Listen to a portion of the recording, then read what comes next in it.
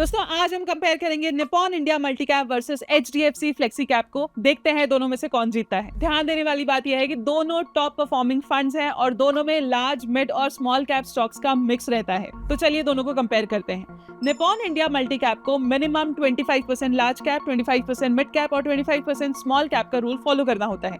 HDFC flexi cap में ऐसी कोई मजबूरी नहीं होती, फंड मैनेजर को पूरी फ्लेक्सिबिलिटी होती है। फॉर नाउ एचडीएफसी का 72% पोर्टफोलियो लार्ज कैप्स में है, 13% मिड और सिर्फ 9% स्मॉल कैप में है।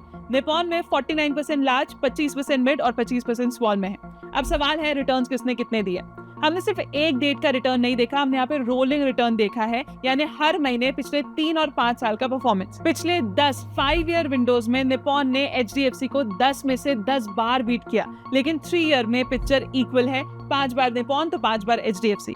और लेटेस्ट जुलाई 2026 विंडो में एचडीएफसी आगे है 16.29% वर्सेस निप्पॉन के 14.38%। मतलब जहां अक्टूबर 2025 में निप्पॉन का 5 ईयर रिटर्न 30.66% था, आज वही 18.36% है।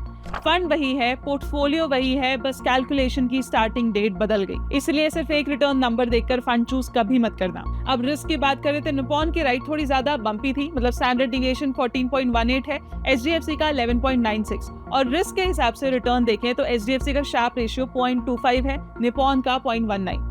दोनों के इन्वेस्टमेंट अप्रोच भी अलग है। निप्पॉन मार्केट में अपॉर्चुनिटीज ढूंढता है, जबकि एचडीएफसी वैल्यूएशन के हिसाब से स्टॉक्स चूज करता है। एचडीएफसी के पोर्टफोलियो का 56% जीएआरपी स्ट्रेटजी में है, यानी रीजनेबल प्राइस पर ग्रोथ। लेकिन मजेदार बात देखिए, दोनों के टॉप 3 स्टॉक्स सेम है, एचडीएफसी बैंक, एक्सिस बैंक और आईसीआईसीआई बैंक। इन तीनों में निप्पॉन का टोटल 16.4% है, एचडीएफसी का 21.3%। तो ये था हमारा कंपैरिजन। आप नेक्स्ट कौन से 2 फंड्स को कंपेयर करना चाहेंगे? Tell us in the comments.